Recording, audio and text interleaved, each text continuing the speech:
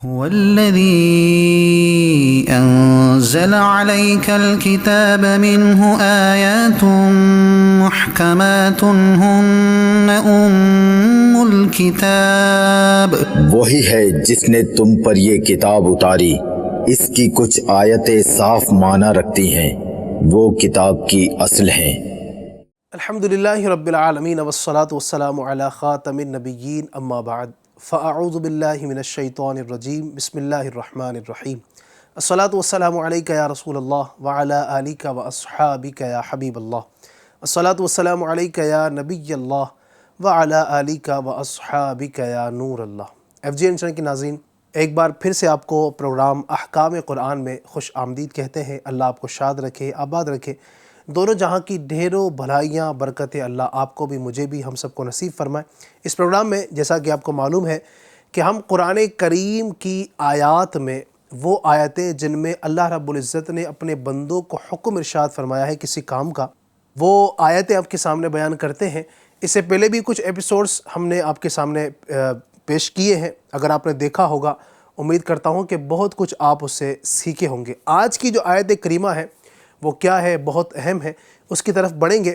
اس سے پہلے آئیے میں آپ کے سامنے درود پاک کی ایک فضیلت پیش کرتا ہوں۔ چنانچہ ہمارے آقا حضور جان عالم صلی اللہ علیہ وآلہ وسلم ارشاد فرماتے ہیں، اول الناس بی یوم القیامت اکثرہم علیہ صلاۃ۔ فرماتے قیامت کے دن لوگوں میں میرے سب سے قریب وہ شخص ہوگا جو مجھ پر سب سے زیادہ درود پاک پڑھنے والا ہوگا۔ صلو علی الحبیب صلی اللہ تعالی علی محمد وعلی آلہ وصحبہ وبارک وسلم۔ ناظرین، آج کا جو ہمارا ٹاپک ہے اور جو آیت کریمہ آج آپ کے سامنے بیان کی جائے گی، ٹاپک ہے تحویل قبلہ، یعنی قبلے کی تبدیلی۔ قبلہ جو ہے کہا جاتا ہے اس چیز کو جس کی طرف انسان توجہ کرتا ہے، جس کی طرف رخ کرتا ہے۔ یہ آسان سی ایک میں ڈیفینیشن آپ کے سامنے بیان کر رہا ہوں۔ جس طرف رخ کر کے مسلمان نماز ادا کرتے ہیں، یہ مسلمانوں کا قبلہ ہے۔ جیسے ہم جب بھی نماز پڑھتے ہیں، 5 وقت کی نماز ہم پڑھتے ہیں، یا کبھی نفل نماز پڑھتے ہیں، یا کوئی ہم وطر پڑھتے ہیں، عیدین پڑھتے ہیں، جمعہ کی نماز پڑھتے ہیں، تو ہم کعبہ شریف کی طرف رخ کر کے نماز پڑھتے ہیں نا، تو یہ کعبہ شریف جو ہے یہ مسلمانوں کا قبلہ ہے۔ لیکن اگر آپ ہسٹری پڑھیں گے اور کتابوں کا مطالعہ کریں گے تو پتہ چلے گا کہ یہ مسلمانوں کا شروع سے قبلہ نہیں ہے۔ مسلمانوں کا قبلہ پہلے کچھ اور تھا۔ جی ہاں، پھر اللہ تبارک و تعالیٰ کی طرف سے حکم ہوا کہ اپنا چہرہ تبدیل کر لو، اب اس قبلے سے اس دوسرے قبلے کی طرف پھر جاؤ۔ جی ہاں، یہ میں آپ کے سامنے بیان کر رہا ہوں۔ ہو سکتا ہے کہ کئی لوگوں کو معلوم نہ ہو کہ ہم جس طرف منہ کر کے نماز پڑھ رہے ہیں، ہمیشہ سے مسلمان یہاں پر رخ کر کے نماز نہیں پڑھ رہے، بلکہ اس سے پہلے کچھ نمازیں نبی اکرم صلی اللہ علیہ وآلہ وسلم نے بھی دوسرے قبلے کی طرف رخ کر کے پڑھی تھی۔ پھر وہ کیا واقعہ ہوا، کیا اسباب بنے، کیا وجہ بنی کہ یہ قبلہ ہمارا تبدیل کیا گیا، تو انشاءاللہ الرحمن اس حوالے سے آج آپ کے سامنے بہت ساری قیمتی، بہت اہم گفتگو بیان کرنی ہے۔ آخر تک ہمارے ساتھ رہیں گے، میں امید کرتا ہوں انشاءاللہ بہت کچھ آپ کو سیکھنے کا موقع ملے گا۔ اللہ تبارک و تعالیٰ نے قرآن کریم کے اندر جہاں بہت سارے احکام ارشاد فرمائے ہیں، جہاں روزے کا حکم ہے، نماز کا حکم ہے، زکوٰۃ کا حکم دیا گیا ہے، اسی طریقے سے جمعہ کے حوالے سے ہم نے پچھلے بیان کیا، پچھلے ایپیسوڈ میں جمعہ کا حکم اللہ رب العزت نے دیا ہے۔ اسی طرح اللہ پاک نے قرآن کریم کی آیت میں قبلے کو تبدیل کرنے کا بھی حکم ارشاد فرمایا۔ آئیے بلا تاخیر ہم اسکرین کی طرف بڑھتے ہیں۔ اسکرین پر اس وقت ایک آیت کریمہ کا جز آپ دیکھ سکتے ہیں۔ یہ پوری آیت کریمہ نہیں ہے، آیت کریمہ کا ایک حصہ ہے جو اس وقت آپ ترجمہ اور آیت کریمہ کا جو جز ہے وہ آپ اس وقت اسکرین پر دیکھ رہے ہیں۔ آئیے اس آیت کریمہ کی جز کو پہلے تلاوت کرتے ہیں، پھر آگے مزید گفتگو کنٹینیو کرتے ہیں۔ چنانچہ اللہ پاک پارہ 2 سورہ بقرہ میں ارشاد فرماتا ہے، قد نرى تقلب وجهك في السماء فلنولينك قبلة ترضاها فول وجهك شطر المسجد الحرام۔ اس آیت کریمہ میں اللہ تبارک و تعالیٰ نے قبلے کی تبدیلی کا حکم ارشاد فرمایا ہے۔ اس کا ترجمہ سنیں تو مزید انشاءاللہ واضح ہوگا۔ فرمایا قد نرى تقلب وجهك في السماء، ہم تمہارے چہرے کا آسمان کی طرف بار بار اٹھنا دیکھ رہے ہیں۔ فلنولینک قبلۃ ترضاها، اور تو ضرور ہم تمہیں اس قبلے کی طرف پھیر دیں گے جس میں تمہاری خوشی ہے۔ فولی وجہک شطر المسجد الحرام، تو ابھی اپنا چہرہ مسجد حرام کی طرف پھیر دو۔ یہ ہے آیت کریمہ جس پر آج ہم نے گفتگو کرنی ہے۔ اس سے پہلے بھی آیت کریمہ کا جو جز ہے وہ بھی ہم شامل کریں گے، اس کے بعد بھی کچھ ہے اس آیت کریمہ کے اندر، اس کو بھی ہم انشاءاللہ بیان کرنے کی کوشش کریں گے، لیکن جو محل استشہاد ہے، جو آج ہماری گفتگو کا محور ہے، وہ یہ جز ہے۔ اس آیت میں اللہ تبارک و تعالی نے واضح فرمایا فَوَلِّ وَجْهَكَ شَطْرَ الْمَسْجِدِ الْحَرَامِ، تو اپنے چہرے کو مسجد حرام جو قبلہ ہے، جو کعبہ ہے آج جس کو ہم دیکھتے ہیں، وہ مسجد حرام ہی ہے وہ حصہ، تو مسجد حرام کی طرف اپنے چہرے کو پھیر لیجئے۔ یہ اللہ پاک نے اپنے حبیب اکرم صلی اللہ علیہ وسلم کو حکم ارشاد فرمایا۔ آئیے اس پر مزید گفتگو کرتے ہیں، آئیے اس پر کچھ گفتگو کرتے ہیں کہ یہ آیت کریمہ جو ہے جس میں اللہ تبارک و تعالی نے قبلے کی تبدیلی کا حکم ارشاد فرمایا ہے، اس کا پس منظر کیا ہے، کیوں یہ قبلہ تبدیل کیا گیا، اور قبلہ تبدیل ہوا تو اس سے پہلے کون سا قبلہ تھا، اور اس سے پہلے کیا ہوا کرتا تھا، یہ ایک ہسٹری بھی ہے، اور ساتھ ہی یہ قرآن کریم کا بہت اہم حکم بھی ہے۔ آئیے اس کی جانب بڑھتے ہیں۔ یہ قبلہ جو تبدیل ہوا تو اس کے پیچھے کا واقعہ کیا ہے وہ بھی انشاءاللہ الرحمن آپ کے سامنے بیان کروں گا۔ اس سے پہلے بیان کروں آپ کے سامنے کہ اللہ تبارک و تعالی نے اسی آیت کریمہ کے شروع کے اندر مزید بھی کچھ ارشاد فرمایا ہے۔ اللہ تبارک و تعالی ارشاد فرماتا ہے سَيَقُولُ السُّفَهَاءُ مِنَ النَّاسِ مَا وَلَّاهُمْ عَنْ قِبْلَتِهِمُ الَّتِي كَانُوا عَلَيْهَا قُلْ لِلَّهِ الْمَشْرِقُ وَالْمَغْرِبُ يَهْدِي مَن يَشَاءُ إِلَى صِرَاطٍ مُسْتَقِيمٍ۔ اس کا ترجمہ یہ ہے، اب کہیں گے بے وقوف لوگ، کس نے پھیر دیا مسلمانوں کو ان کے اس قبلے سے جس پر تھے، تم فرما دو کہ پورب پچھم سب اللہ ہی کا ہے، جسے چاہے سیدھی راہ چلاتا ہے۔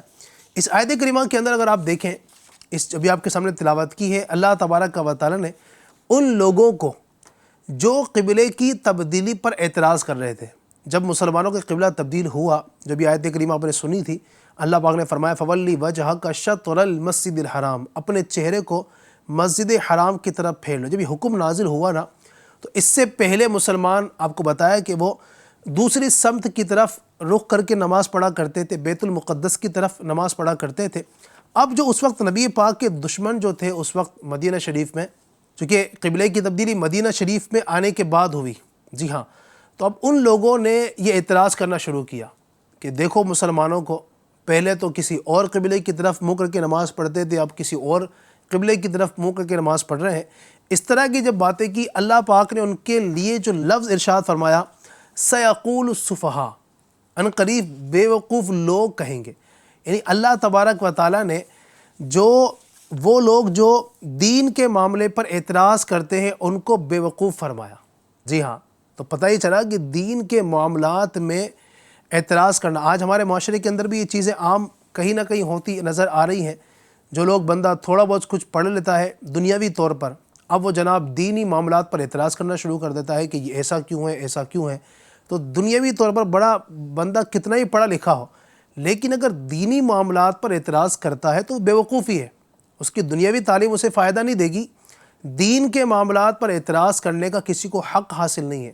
جو اللہ کے احکام ہیں، جو اس کے رسول کے احکام ہیں، مثال کے طور پر اب کوئی پڑھا لکھا بندہ ہے جناب، بہت بزی رہتا ہے، بہت مصروف رہتا ہے، وہ بولے کہ 5 وقت کی نمازیں سمجھ میں نہیں آتی ہے، 4 وقت کی ہو تو صحیح ہے، صبح فجر میں اٹھا نہیں جاتا ہے، اور اس طرح کو اعتراض کرے، تو بھلے وہ کتنا ہی پڑھا لکھا ہو، اس کے پاس کتنی ہی ڈگریاں ہوں، بہت بڑا دنیا کا دنیاوی طور پر پڑھا لکھا آدمی ہے، لیکن دین کے معاملات پر اعتراض کرے گا تو اس کا پڑھا لکھا ہونا کوئی فائدہ مند نہیں ہے، وہ بے وقوف ہے اس آیت کریمہ کی روشنی میں۔ تو دین کے معاملے پر جن لوگوں نے اعتراض کیا، اللہ تبارک و تعالی نے ان کو فرمایا یہ بے وقوف ہے۔ سَيَقُولُ السُّفَهَاءُ، بے شک عنقریب بے وقوف لوگ کہیں گے، ان کو بے وقوف فرمایا گیا۔ دوسری بات، اب اللہ پاک نے ان کا اس آیت کریمہ کے اندر جواب بھی دیا۔ جو لوگ کہتے تھے نا کہ یہ مسلمانوں کو کیا ہوا بھائی، اچانک سے قبلہ تبدیل ان کا ہو گیا ہے، تو اللہ فرماتا ہے قُلْ لِلَّهِ الْمَشْرِقُ وَالْمَغْرِبُ يَهْدِي مَن يَشَاءُ إِلَى صِرَاطٍ مُسْتَقِيمٍ۔ اللہ فرماتا ہے تم فرما دو محبوب کہ مشرق و مغرب، پورب پچھم سب اللہ ہی کا ہے، پورب ہو یا پچھم ہو، ایسٹ ہو ویسٹ ہو، بلکہ جتنی بھی سمتیں ہیں یہ سب اللہ ہی کی ہے۔ یہدی من یشاء الی صراط مستقیم، وہ جسے چاہتا ہے سیدھی راہ چلاتا ہے۔ اللہ پاک کی مرضی ہے، اللہ تبارک و تعالیٰ جب چاہے قبلے کو اس سمت رکھے، جب چاہے قبلے کو اس سمت کر دے، اس کی مشیت میں کسی کو کیا دخل؟ تو لہٰذا ان کا یہ اعتراض کرنا بالکل بھی کسی طرح فائدہ مند نہیں ہوگا۔ بہرحال اللہ تبارک و تعالیٰ نے اس آیت کریمہ کے اندر ان کو یہ بھی ارشاد فرما دیا ہے۔ اب آئیے مزید آپ کے سامنے بیان کرتا ہوں کہ نبی اکرم صلی اللہ علیہ وآلہ وسلم کا یہ خاصہ ہے کہ آپ صلی اللہ علیہ وآلہ وسلم کو ذوالقبلتین کہا گیا۔ نبی پاک علیہ الصلوۃ والسلام کی جو پرانی کتابوں کے اندر بھی انبیاء کرام علیہ الصلوۃ والسلام پر جو کتابیں نازل ہوئیں، ان کے اندر جو القاب ذکر کیے گئے ان میں ایک لقب نبی پاک کا ذوالقبلتین بھی تھا، یعنی دو قبلے والا ہونا۔ نبی پاک کی یہ خاصیت ہے کہ نبی پاک نے دو قبلوں کی طرف منہ کر کے نماز پڑھی ہے، اور آپ کی امت کو نبی پاک علیہ الصلوۃ والسلام کے ذریعے یہ شرف حاصل ہوا کہ اس امت میں پہلے ایک قبلے کی طرف نماز ہوتی رہی، اس کے بعد دوسرے قبلے کی طرف نماز ہوتی رہی۔ اچھا، یہ بتا دوں آپ کو کہ یہ جو خانہ کعبہ ہے جس کی طرف ہم نماز پڑھتے ہیں منہ کر کے، قبلہ شریف جس کو ہم کہتے ہیں مسجد حرام جو مکہ شریف میں ابھی جو ہم نماز پڑھتے ہیں، اس سے پہلے کیا تھا؟ تو آدم علیہ الصلوۃ والسلام سے لے کر حضرت موسیٰ علیہ الصلوۃ والسلام تک، جی ہاں، آدم علیہ السلام سے لے کر حضرت موسیٰ علیہ الصلوۃ والسلام تک خانہ کعبہ ہی قبلہ رہا۔ جی ہاں، جس کی طرف آج ہم نماز پڑھتے ہیں نا، تو سب سے پہلا قبلہ یہی تھا۔ آدم علیہ السلام سے لے کر حضرت موسیٰ علیہ الصلوۃ والسلام تک خانہ کعبہ ہی قبلہ رہا۔ پھر حضرت موسیٰ علیہ الصلوۃ والسلام کے زمانے سے حضرت عیسیٰ علیہ الصلوۃ والسلام کے زمانے تک بیت المقدس جو فلسطین کے اندر واقع ہے اس وقت، وہ مسلمانوں کا قبلہ ہو گیا، یعنی وہ جو ہے اس وقت ایمان والوں کا قبلہ رہا۔ کب سے کب تک؟ حضرت موسیٰ علیہ الصلوۃ والسلام سے حضرت عیسیٰ علیہ الصلوۃ والسلام کے زمانے تک، بلکہ نبی پاک صلی اللہ علیہ وسلم کے بھی کچھ زمانے تک جو ہے یہ رہا۔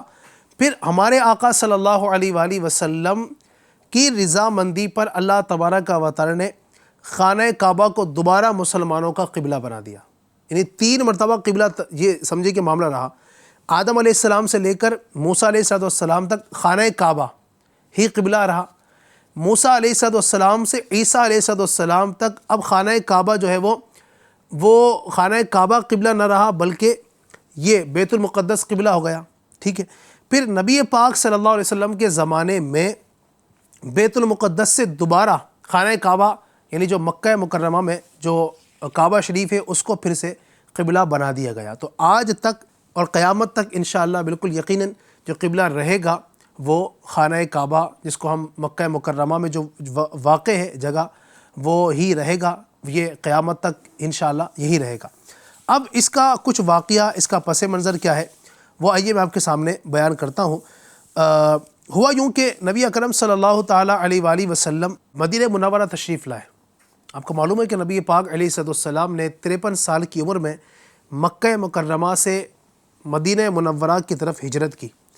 تو نبی پاک علیہ الصلوۃ والسلام کی جب ہجرت ہوئی، آپ مدینہ منورہ تشریف لائے، تو وہاں پر یہودیوں کا ایک بڑا سمجھے کہ قبیلہ آباد تھا، اور یہود کا وہاں پر بول بالا تھا، ان کا سمجھے کہ زور تھا اس وقت وہاں پر، انہی کی کافی ساری آبادیاں تھی۔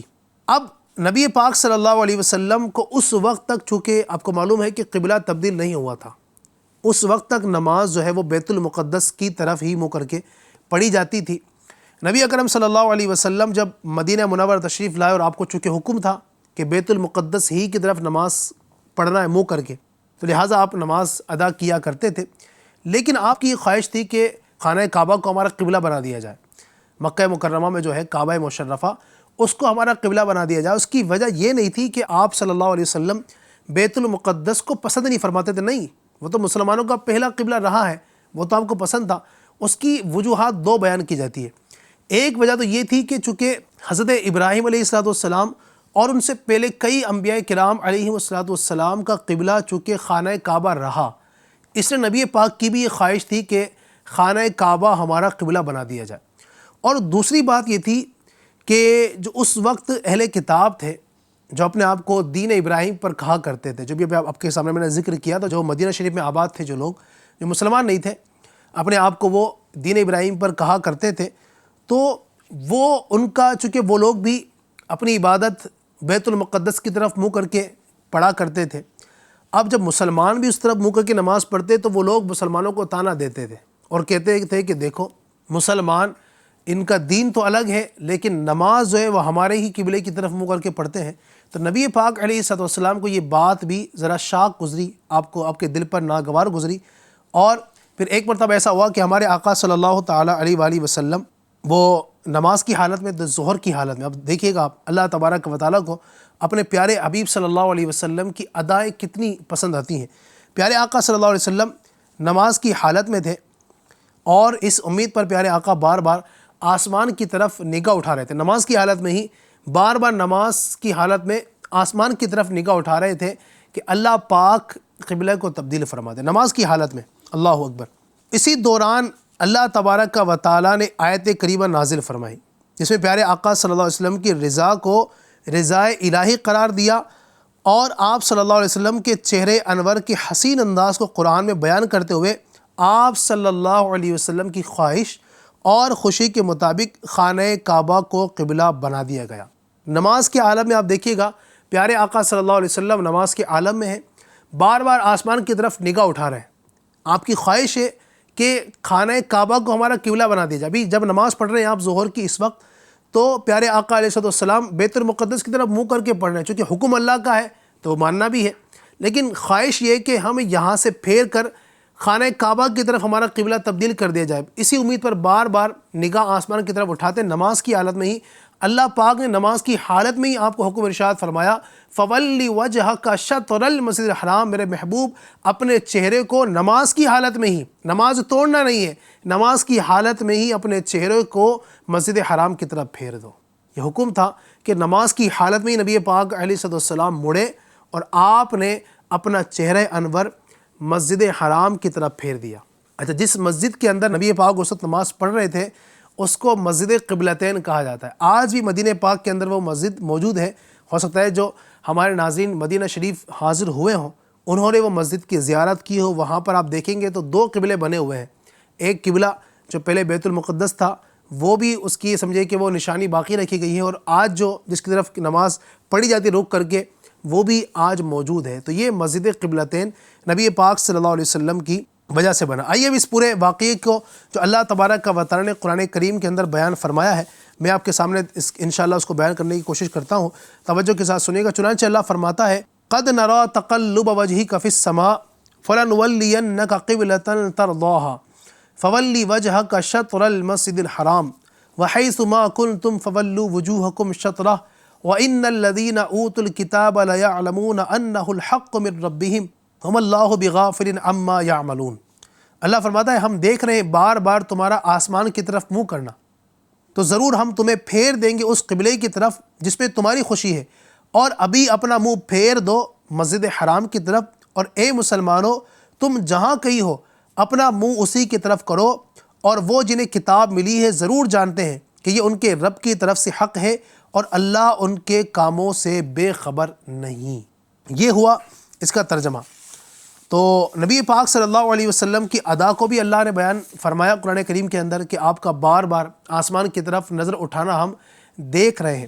اب اچھا، اس میں آپ دیکھیے گا اللہ پاک کو نبی پاک علیہ السلام کی ادائیں کتنی پسند ہیں، نبی پاک کی خوشی اللہ پاک کو کتنی پسند ہے۔ نبی پاک نے صرف خواہش کی، ایک دل میں تمنا تھی کہ کاش ہمارا قبلہ بیت المقدس سے تبدیل ہو کر خانہ کعبہ مکہ مکرمہ یعنی کعبہ معظمہ کو بنا دیا جائے، اور دل میں خواہش تھی۔ اللہ پاک نے آپ کی اس خواہش کو، آپ کی خوشی کو اللہ پاک نے حکم ارشاد فرما دیا کہ آپ اب قبلے کو تبدیل کر لیں۔ اسی لیے تو سیدی اعلیٰ حضرت لکھتے ہیں نا، خدا کی رضا چاہتے ہیں دو عالم، خدا کی رضا چاہتے ہیں دو عالم، خدا چاہتا ہے رضائے محمد۔ سبحان اللہ، جیسا میرے آقا چاہتے ہیں اللہ تبارک و تعالیٰ اس کے مطابق اپنے احکامات کو تبدیل فرما دیتا ہے۔ تو یہ نبی پاک صلی اللہ علیہ وسلم کی خاصیت بھی ہے کہ آپ ذو القبلتین ہیں، سبحان اللہ۔ اور اس امت کو یہ شرف حاصل ہوا کہ انہوں نے بھی نبی پاک علیہ السلام کی بدولت قبلے کی تبدیلی کا حکم پایا، اور ہمارا قبلہ تبدیل ہوا، اور قیامت تک یہی قبلہ مسلمانوں کا رہے گا۔ اللہ پاک ہمیں صحیح انداز سے اپنی عبادتیں بجا لانے کی توفیق عطا فرمائے، گناہوں سے بچتے ہوئے اللہ ہماری زندگی بسر کرنے کی توفیق عطا فرمائے۔ آمین بجاہ النبی الامین صلی اللہ تعالی علیہ وسلم۔ هو الذي أنزل عليك الكتاب منه آيات محكمات هن أم الكتاب وہی ہے جس نے تم پر یہ کتاب اتاری، اس کی کچھ آیتیں صاف معنی رکھتی ہیں، وہ کتاب کی اصل ہیں۔